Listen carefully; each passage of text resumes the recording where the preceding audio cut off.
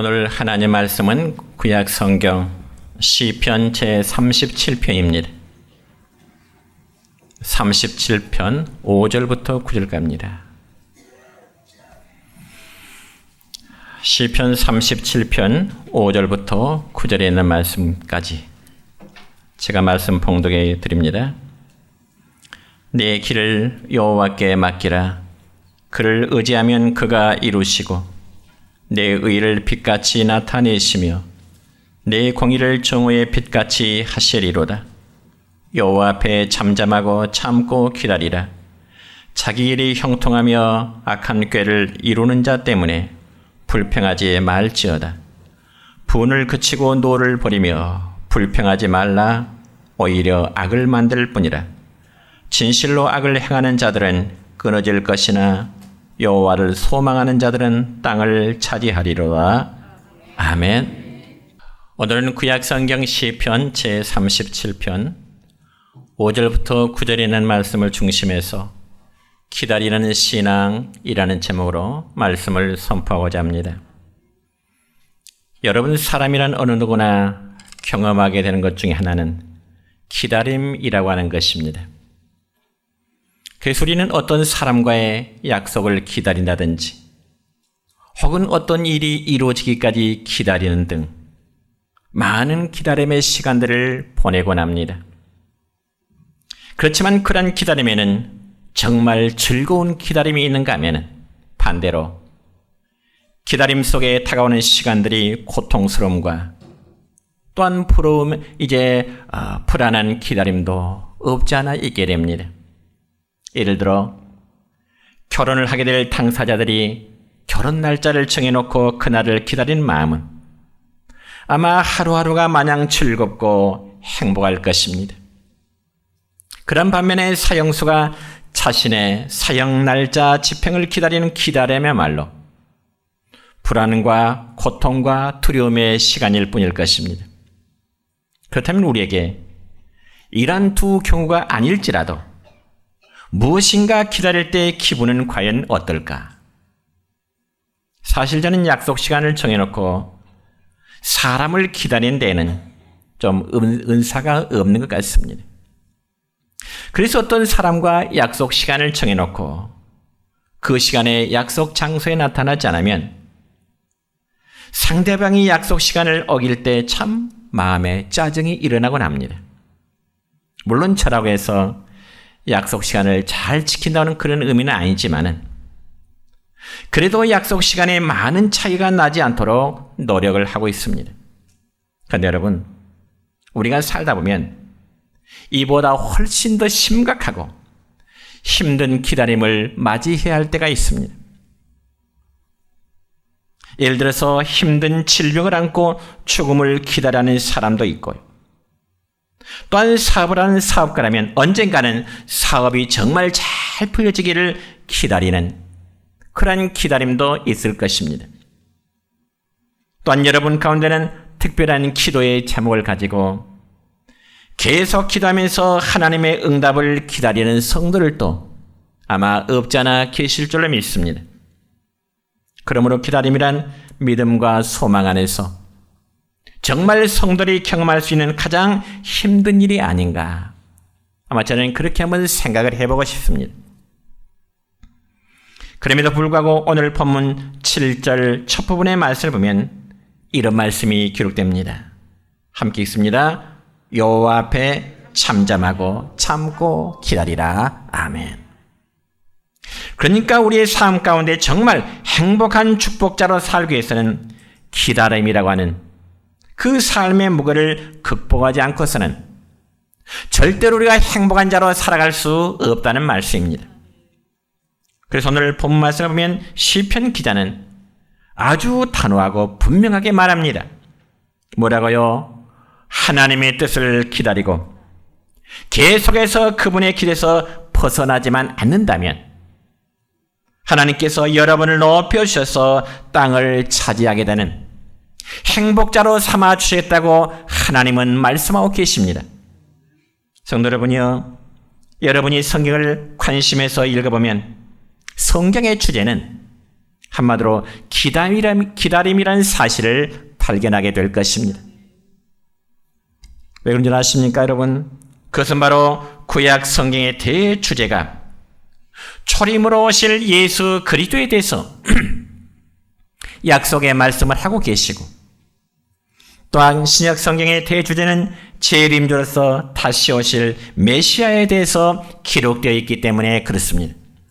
그러니까 구약의 성도들이나 오늘날 신약 시대를 사는 우리들이나 다시 오실 예수 그리스도와 메시아, 예수님을 기다린다고는 공통점이 있는 것입니다. 특별히 구약 시대의 백성들은 몇 대를 이어오면서, 아니 몇백 년 동안 대망의 메시아를 기다렸지만은 하나님은 계속 침묵하셨습니다. 그러다가 그 후로 기다림의 정점에 메시아이신 예수님이 이 세상에 오셨는데, 오신 예수님을 진정 구세주로 알아보는 사람들은 아주 극히 드물었습니다. 왜냐하면 그토록 애타게 기다렸던 메시아가 알려지지도 않는 아주 작은 마을 베들레헴에서 예수님이 탄생하셨기 때문에 그렇습니다. 더군다나 메시아가 냄새나는 마구간, 그리고 처녀의 뱃속에서 태어나리라 하는 것은 상상도 할 수 없는 그러한 일이었습니다. 그러나 기다리던 메시아신 예수님은 우리 가운데 이처럼 오셨습니다. 그리고 예수님은 제자들과 많은 사람들을 가르치시며, 또한 그들과 함께 주님은 생활하셨고요, 또 그들에게 하나님 나라의 말씀을 선포하시게 되었던 것입니다.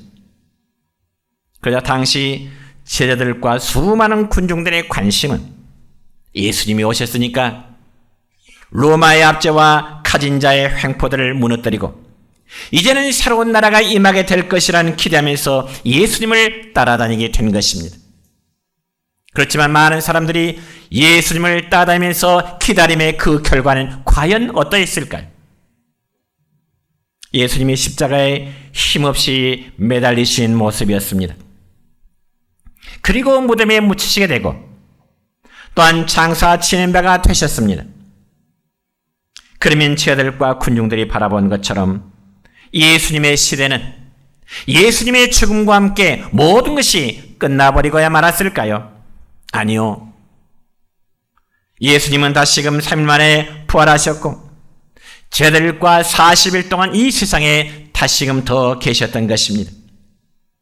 그러면서 신약성경 사도행전 1장의 말씀을 보면은 주님께서 하나님의 나라로 승천하시려고 할 때 제자 중에 한 사람이 예수님에게 하나의 질문하게 됩니다. 뭐라고 물었을까요? 주님께서 이스라엘 나라를 회복하시고자 하심이 언제입니까? 이런 질문하게 됩니다. 즉 이 물음의 의미는 주님께서 언제 우리 유대 나라를 저 로마 나라부터 해방시켜 주실 것입니까? 만약 주님께서 이대로 승천해 버리신다면 이제 우리의 기다림은 여기서 끝인가요? 아마 그런 의미입니다. 그러자 주님은 제자들의 물음에 대해서 사도행전 1장 4절의 말씀을 보면 주님은 이렇게 말씀하십니다. 뭐라고요? 시작. 너희가 예루살렘을 떠나지 말고 내게서 들은 바 아버지께서 약속하신 것을 기다리라. 아멘. 그래서 제자들은 예수님의 그 말씀에, 약속의 말씀에 순종해서 그들이 마가의 다락방에서 이제 기도하면서 기다리는 결과 연약하고 그리고 힘없던 인생을 성도리째 뒤바꿔 놓게 될 성령 충만함의 은혜를 그들이 맛보게 되었던 것입니다. 그러니까 하나님의 백성들은 하나님의 뜻이 이루어지기까지 성급하지 말고 기다림의 자세가 필요한 것입니다.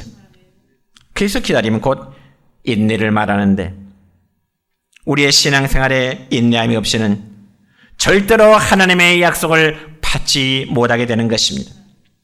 그래서 구약성경에 보면 구약의 백성들은 주를 기다리라는 명령이 43회나 이제 기록되어 있습니다.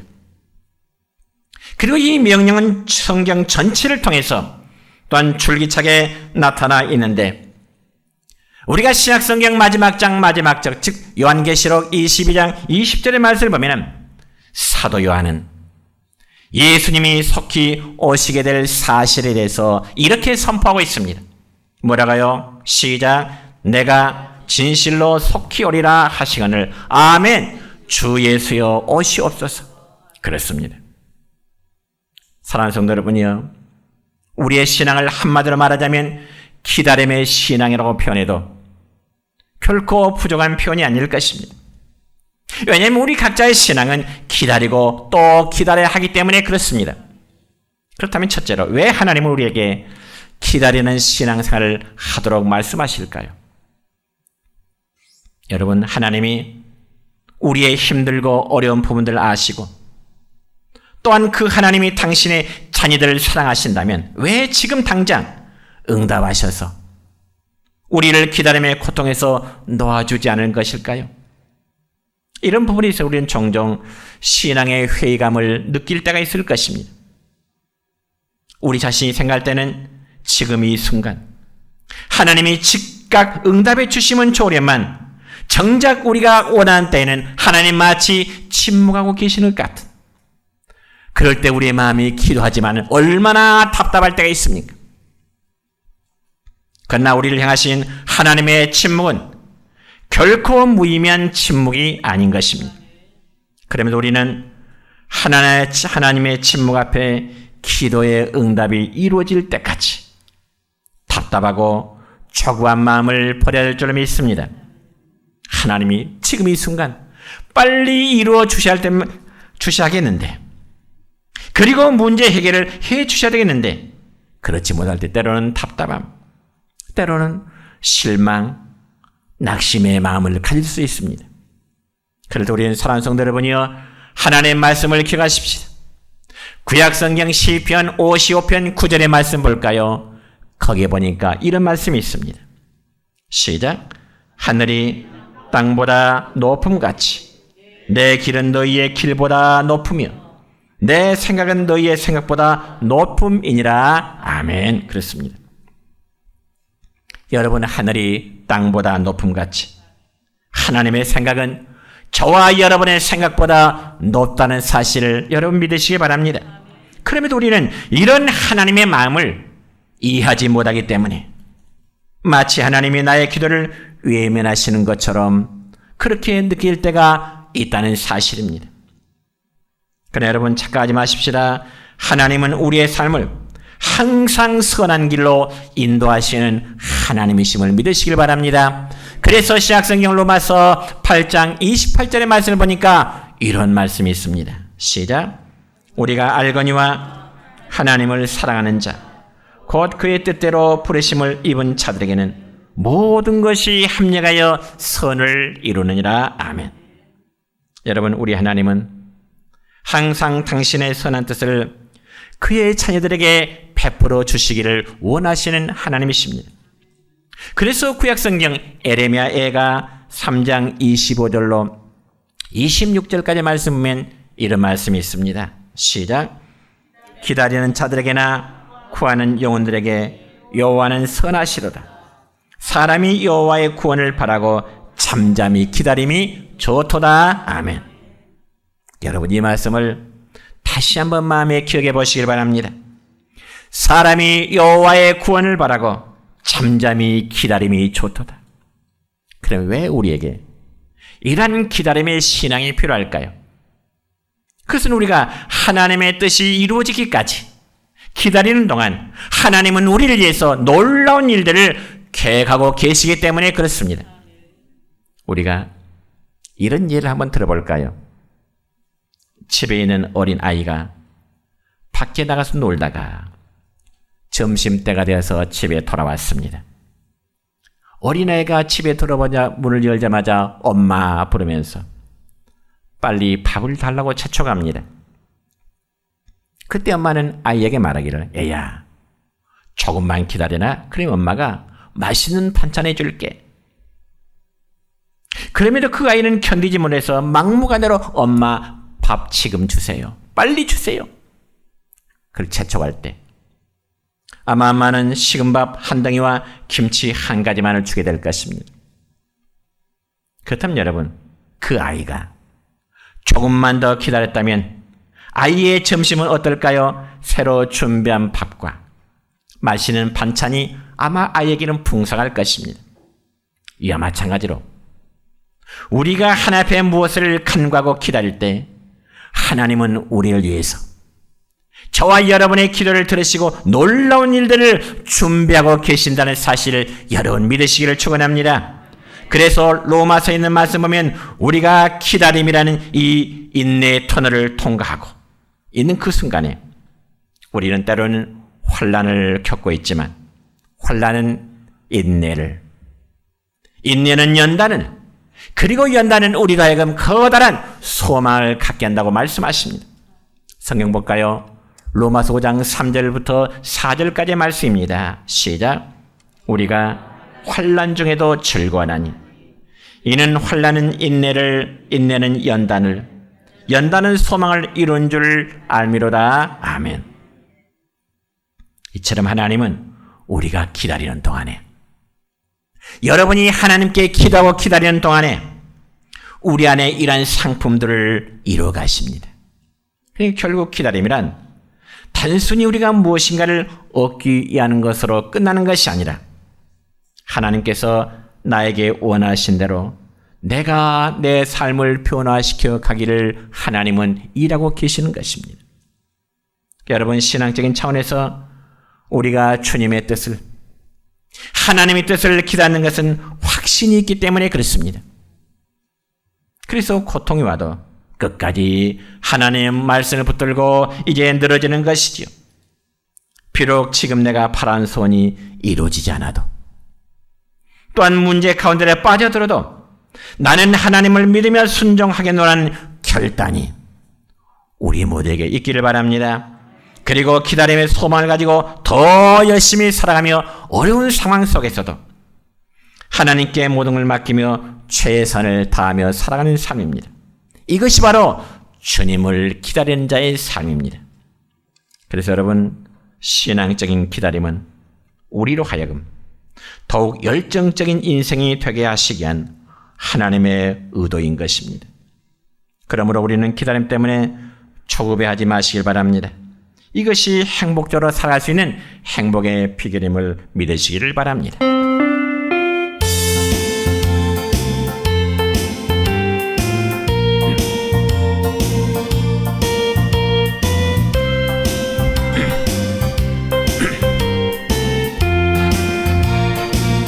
내 일생 다가도록 주지하리. 주내게 기쁨 주네 주지하리. 전국길에 검은 폭풍 몰려올 때도 주 나를 놓지 않네 주지하리. 주는 내 친구, 진실한 친구, 세상 끝까지 주지하리. 전국길에 검은 폭풍 몰려올 때도 주 나를 놓지 않네 주지하리.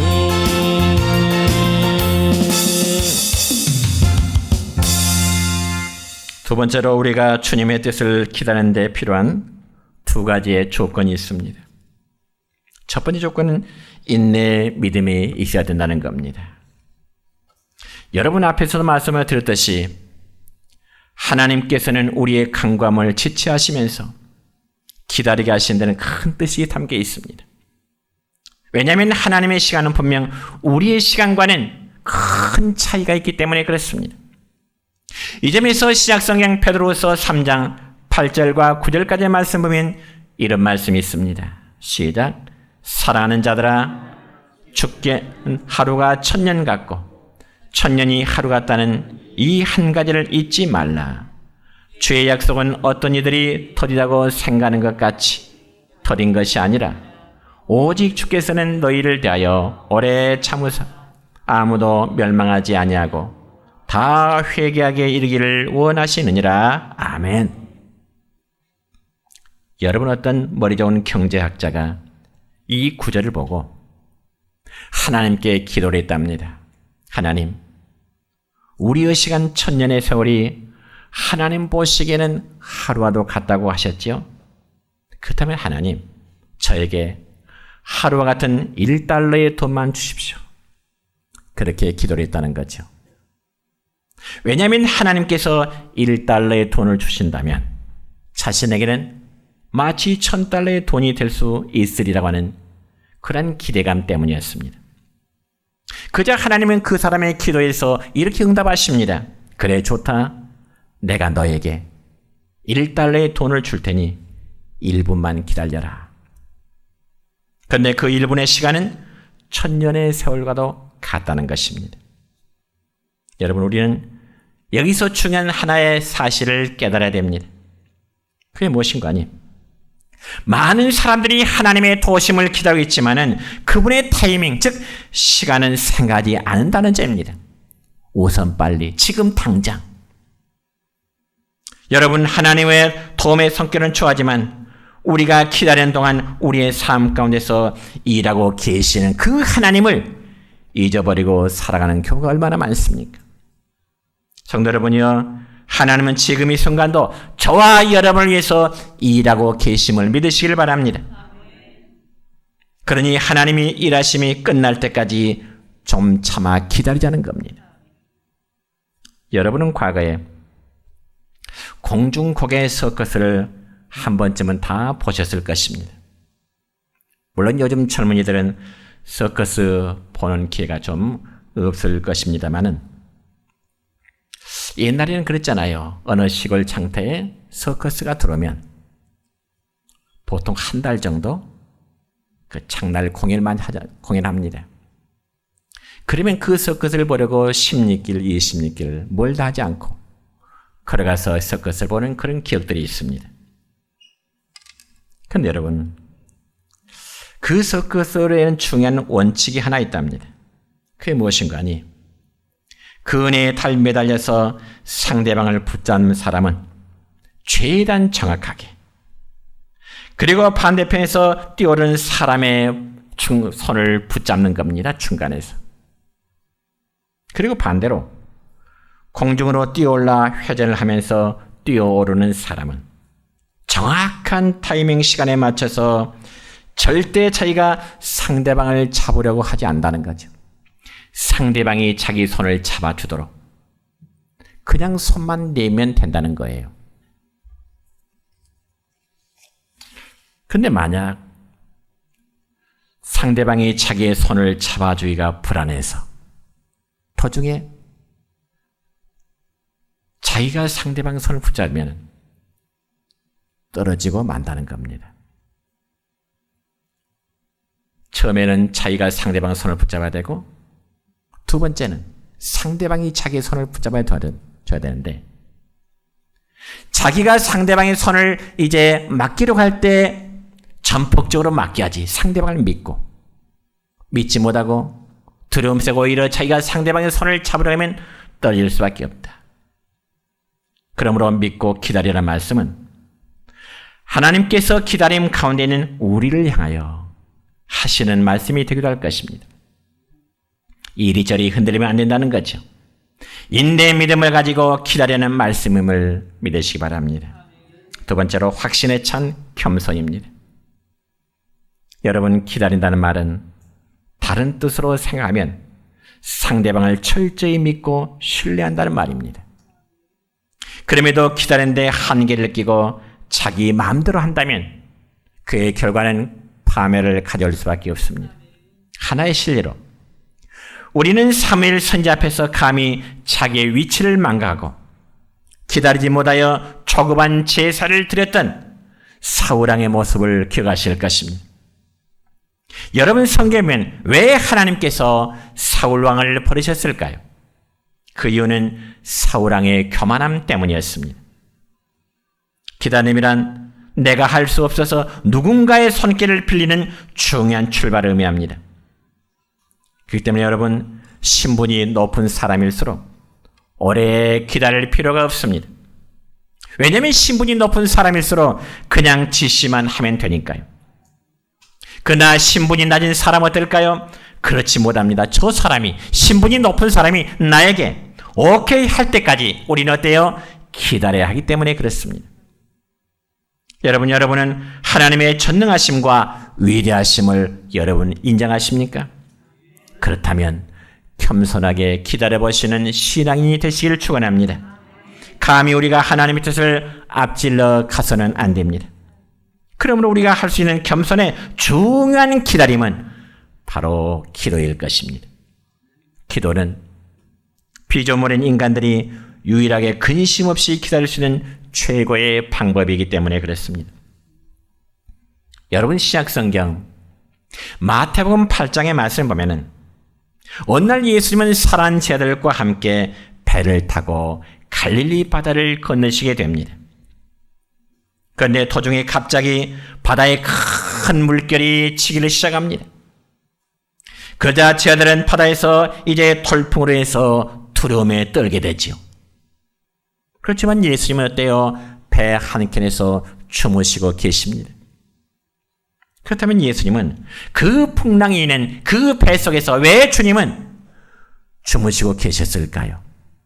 지금 제자들은 배가 금방 침몰할 수 있고 아니면 정말 뒤집힐 수도 있는 그런 상황 속에서 제자들은 두려움 속에 떨고 있는데 예수님은 주무시고만 계세요. 왜요? 물론 예수님은 피곤하셔서 주무셨겠지만 또 다른 측면에 보자면 예수님은 우리가 가지고 있는 모든 사람들이 가지고 있는 감정들, 초급함이라든지 서두름이라든지 두려움 같은 것이 예수님의 성품에는 없기 때문에 그렇습니다. 이러므로 우리에게 어떤 일이 잘 될 때 초바심 내고 서두르며 짜증을 낸다는 것은 이미 엄밀히 말하면 그건 하나님의 교만의 행위일 것입니다. 그러나 겸손한 믿음을 가지고 있다면 우리는 그분을 신뢰할 수밖에 없습니다. 그래서 기다릴 줄 아는 겸손한 믿음의 사람이 될 수 있기를 다시 한번 축원합니다. 사랑하는 성도 여러분이여, 기다림이라는 것이 때로는 지루하기도 합니다. 정말 힘들기도 하고요. 그래서 짜증이 나기도 하죠. 그러나 하나님 앞에서 진정한 행복자는 약속을 기다리면서 즐기는 성도입니다. 좀 힘들더라도 하나님의 약속을 다시 한번 기억해 보시기 바랍니다. 에레미야 예가 3장 26절입니다. 시작. 사람이 여호와의 구원을 바라고 잠잠히 기다림이 좋도다. 오늘 제가 여러분이 설교했던 다른 내용 다 잊어도 좋습니다. 그러나 이 한 절의 말씀은 꼭 기억하십시다. 사람이 여호와의 구원을 바라고 잠잠히 기다림이 좋도다. 기다림의 믿음이 우리에게 언젠가는 기쁨과 행복이 될 것을 믿는 성도 여러분 되시기를 주님의 이름으로 축원합니다.